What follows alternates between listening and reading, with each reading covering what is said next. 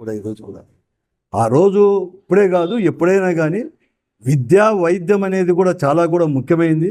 ఈ రెండు కూడా ప్రైవేటు పరం అవుతున్న దాన్ని ప్రైవేటు పరం కాకూడదు. విద్య కానీ వైద్యం కానీ, అది మెడికల్ కాలేజ్ విద్య కావచ్చు, లాంటివి కావచ్చు, వైద్యం ఇవన్నీ కూడా ప్రభుత్వం తరపున ఉంటేనే సామాన్యుని కూడా అందుబాటులో ఉంటుంది, న్యాయం జరుగుతుంది అని చెప్పేసేసే మేమందరూ కూడా వైఎస్ఆర్ కాంగ్రెస్ పార్టీ కూడా ఆ రోజు విద్యా వైద్యాన్ని కూడా ప్రభుత్వ పరంగానే తీసుకొని అన్ని స్కూల్స్ డెవలప్ చేసే కాకుండా హాస్పిటల్ డెవలప్ చేసే కాకుండా ఈ రాష్ట్రంలో వైఎస్ఆర్ కాంగ్రెస్ పార్టీ ప్రభుత్వం కంటే ముందు కూడా కేంద్ర ప్రభుత్వం కానీ అప్పుడుండే రాష్ట్ర ప్రభుత్వం 3వ 4వ ఈ రాష్ట్రానికి పర్మిషన్ ఇస్తా అంటే కాదు అని చెప్పేసి ఒత్తిడి తీసుకొచ్చి కేంద్ర ప్రభుత్వం పైన 17 వైద్య కళాశాలను అటాచ్డ్ హాస్పిటల్ కూడా తీసుకొచ్చింది జగన్మోహన్ రెడ్డి గారు ముఖ్యమంత్రిగా ఉన్నప్పుడు.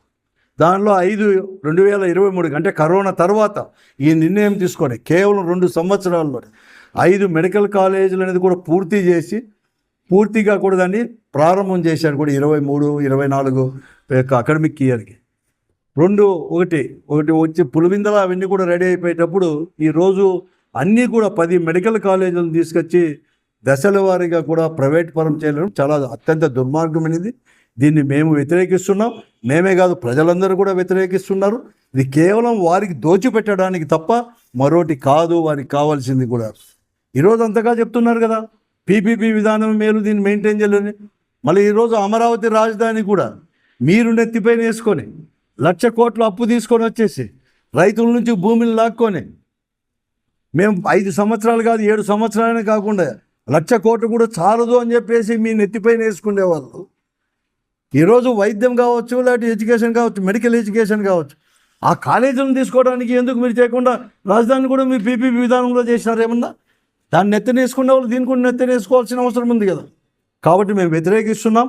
అందుకోసమే వైఎస్ఆర్ కాంగ్రెస్ పార్టీ కూడా రేపు ఈ యువజన స్టూడెంట్స్ గారి యొక్క ఆధ్వర్యంలో పెనుగొండ అంటే ఎక్కడ మెడికల్ కాలేజీలు ప్రారంభించి కొంచెం కట్టడాలు చేసి నిలబెట్టినారో అక్కడ పీపీపీ విధానంలో ప్రైవేట్ పరం చేస్తూ అక్కడే కూడా పెద్ద ఎత్తున ధర్నా చేయాలని చెప్పేసి రేపు చేస్తున్నాం. మేమంతా కూడా వెళ్తున్నాం. నేను అందరి కోసమే అందరూ కూడా ఈ వైఎస్ఆర్ కాంగ్రెస్ పార్టీ యువజన ప్లస్ స్టూడెంట్స్ ఆధ్వర్యంలో జరిగే ఈ నిరసన కార్యక్రమానికి పెద్ద ఎత్తున కూడా ప్రజల్ని, ముఖ్యంగా యువకులను స్టూడెంట్స్ని కూడా పాల్గొనాలని చెప్పి పిలిపిస్తుంది.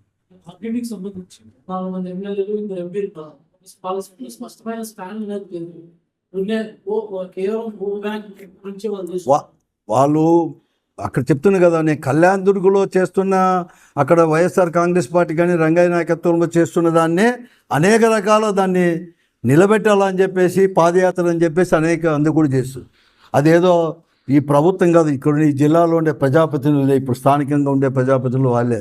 కాబట్టి అవన్నీ ఏం కాదు, వాళ్ళకి స్టాండ్ లేదు, వాళ్ళ స్వార్థము వారి తీసుకొని వారి యొక్క స్వలాభం తప్ప ఏం లేదు. అందుకోసం ఇప్పుడైనా కానీ వాళ్ళు శ్రద్ధ చేసుకొని అసెంబ్లీలోనే చేసుకొని వచ్చేసి వెంటనే తీర్మానం చేసుకొని వెంటనే కావాలంటే అసెంబ్లీలో కూడా తీర్మానం చేసి ముఖ్యమంత్రి గారే చొరవ తీసుకొని, ఎందుకంటే లోకేష్ గారు కూడా ఋతులు చెప్పారు, ముఖ్యమంత్రి గారు కూడా చెప్పినారు అని చెప్పేసి వీళ్ళు చెప్తున్నారు.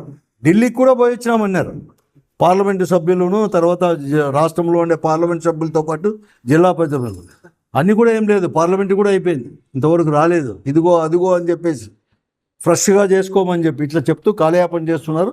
వాళ్ళు కూడా నిర్ణయం తీసుకున్నారు, ఇంకా చేత కాదని చెప్పేసి ఇప్పటికే 3 నెలలు నిధులు రాకపోయినా చేస్తామని. ఆ పరిస్థితుల్లో అందరూ కూడా పెద్ద ఎత్తున ప్రజా ఉద్యమం కూడా నిర్మిస్తాం, మెడలు ఉంచుతాం కూడా, తప్పకుండా కూడా తీసుకొని వస్తాం. అటువంటి సంస్థను పోగొట్టం, అది కావచ్చు మెడికల్ కాలేజీలు ప్రైవేటీకరణ చేస్తుంది.